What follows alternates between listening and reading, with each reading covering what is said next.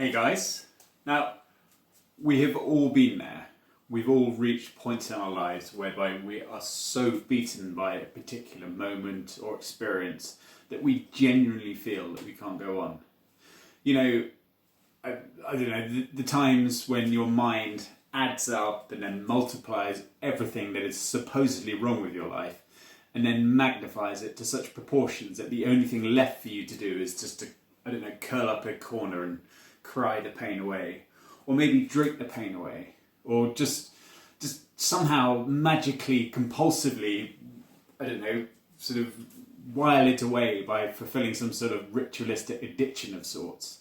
You know, this is the sort of pain that only you feel, and nobody else will ever understand what you are feeling. You know, even if somebody tries to sort of help soften it by lending a hand, you won't talk to them about it because this is your pain. This is something which you feel. I have found a very robust and methodical way of dealing with these issues, which I'm going to tell you all about.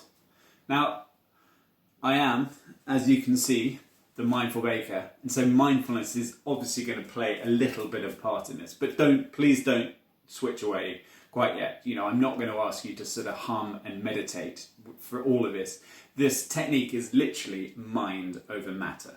I've reached these points on many occasions and I have hit rock bottom, and I've found that my way out of the darkest places that I visited is this thing which I'm going to be telling you all about. So I guarantee that I am obviously talking to you. I am a walking, talking case study. You know, someone who will be able to help you get out of it, and I'm just not going to bullshit around. And what I will tell you though is that I offer very bespoke courses and workshops that help people to familiarise themselves with leading a much more mindful life by integrating it with baking. And as crazy as that sounds, I promise you it works wonders, and the people who come on my workshops and courses walk away with some delicious bread.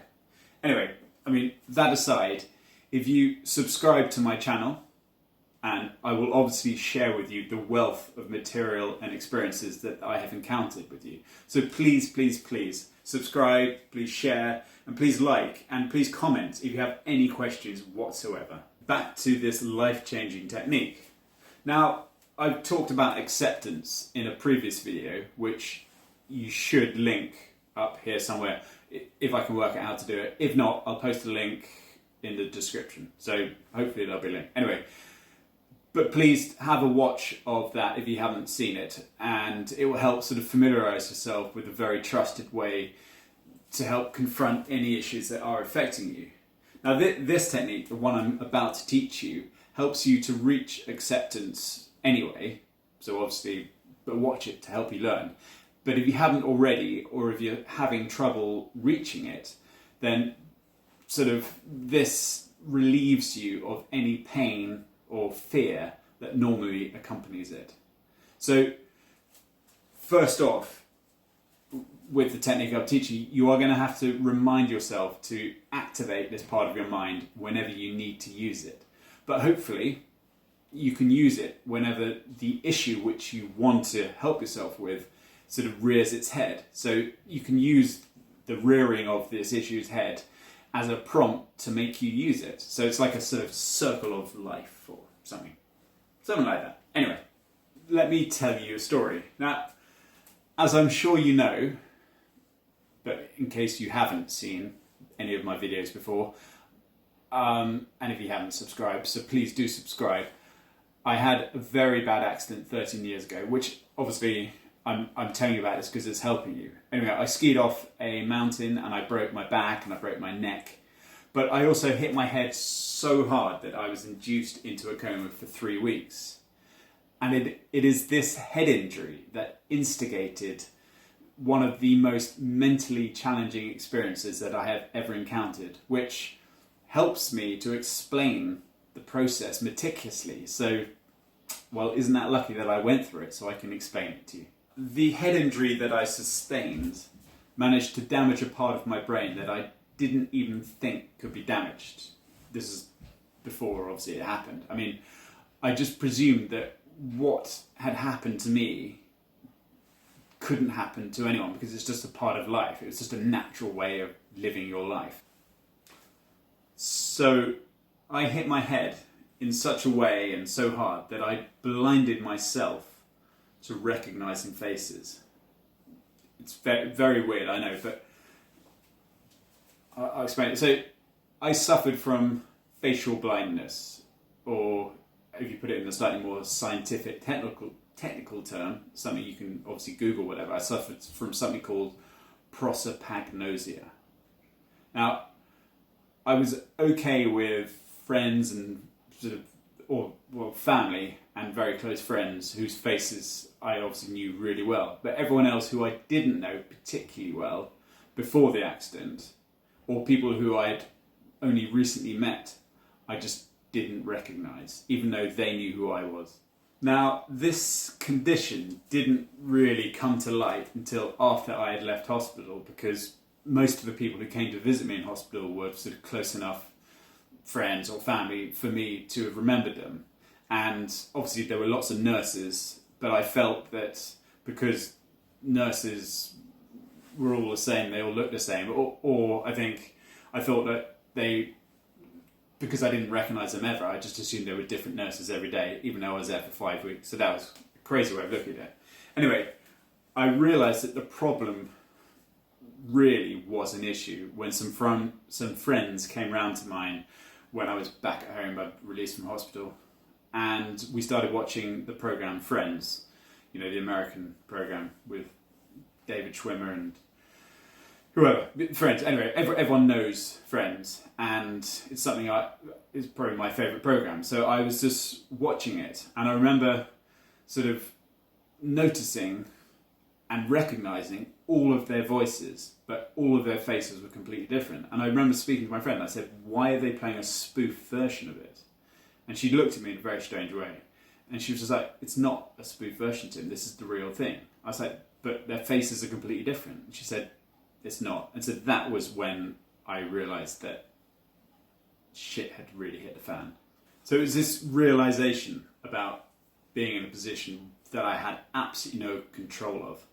And I was just lost in panic, in sort of anxiety, in fear, and just sort of mental pain that there was genuinely no way out of it.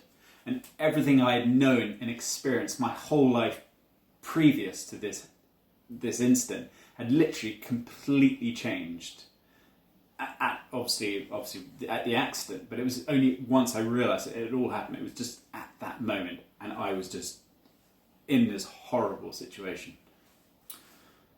And this is the pain that I'm talking about. You know, that although obviously reasons may be completely different for whatever type of pain it is, it's the fear and anxiety that accompanies it. And that fear and anxiety, it doesn't care what brought it on. It just wants to sort of feed off your every whimpering breath. So how did I deal with it? Now, I sadly wasn't fortunate enough to have a mindful baker to watch like you guys.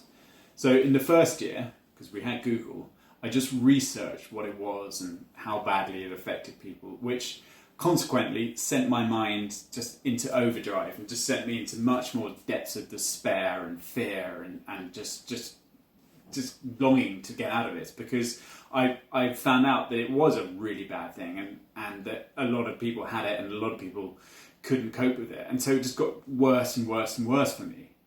And it wasn't sort of until another 5 years later before I was introduced to mindfulness.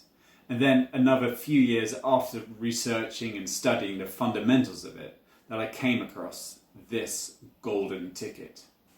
Now, like all of mindfulness, and I guess like most things worth knowing about in life, the principles behind this technique, the principles are so easy and so obvious, but until you know about them, you never know. So here goes.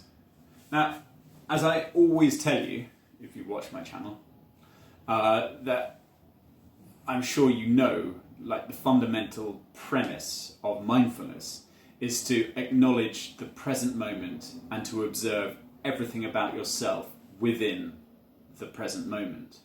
Let's look at me, for example, in this present moment. So I notice that I'm standing here in my kitchen wearing my sort of mindful baker's apron. I'm wearing shorts, don't know if you can see.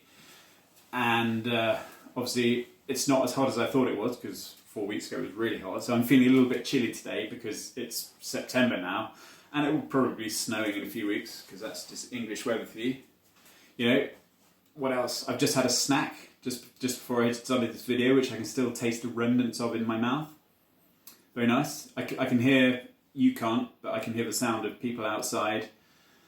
And within myself, I'm feeling quite content, I'm feeling quite safe, and I'm quite happy with myself. It's very hard to constantly observe everything in and around you. But the more you do it, the easier it will get, and sort of the more natural it will feel. It will just believe me, it'll just happen. And I've gone through every stage before and after, and it just happens. Now, okay, let's assume, therefore, so obviously I've just gone over myself and my feelings and everything, but let's assume a neighbour just came over to ask me for some milk, and I didn't recognise her, even though she's been my neighbour for the last 2 years.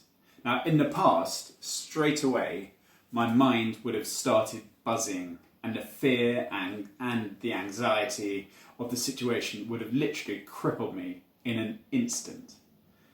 Now, I would have observed how I was feeling, but that would have only magnified the whole situation because I was just playing it over and over again in my head, causing, obviously, the fear and anxiety to just grip even tighter on me. Now here is the technique. This is what you've all been waiting for. When I say all, I'd like to think lots. Anyway, now carry on observing the situation. But, and here is the difference, detach yourself away from it.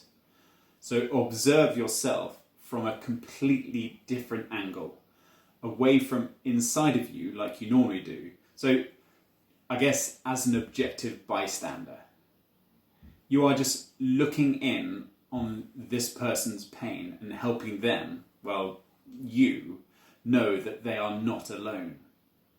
So just notice everything that they are experiencing, and then from the recollection that you know that the moment will pass and that the fear that is currently crippling you will actually soften and it will just become a mere worry in a matter of minutes, just softly reassure yourself as the bystander that everything will be okay and that life will get back to normal in no time. As I just said previously, it really is that simple. And I promise you that assuming you approach it from the right angle, it will have a very positive effect on you every time you experience a situation that normally has the power to cripple you. Now, I just obviously used my situation of the prosopagnosia because that's something that helps me, but obviously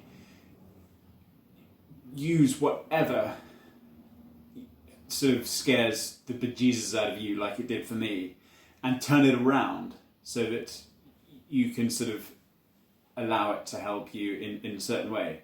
So if you have any questions about this from what I've just explained, please just do message me on the link below and I will private message you back. You know, if you want to talk about any issues that you're experiencing, you know, I'm a trained life coach, and I have lots of things. I'd love to help as many people as possible. And because, like I said earlier, you know, I've been through crap in my life and I can use, and I do use, the techniques and the methods that help me get back on the road again.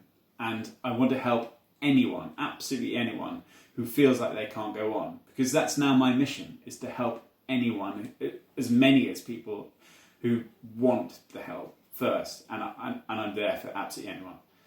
Anyway, guys, that was today's video. Please, obviously, message me, subscribe, and like and link, because I really want to just help as many people as possible with this. I will see you guys next week for the next video. Okay, bye-bye.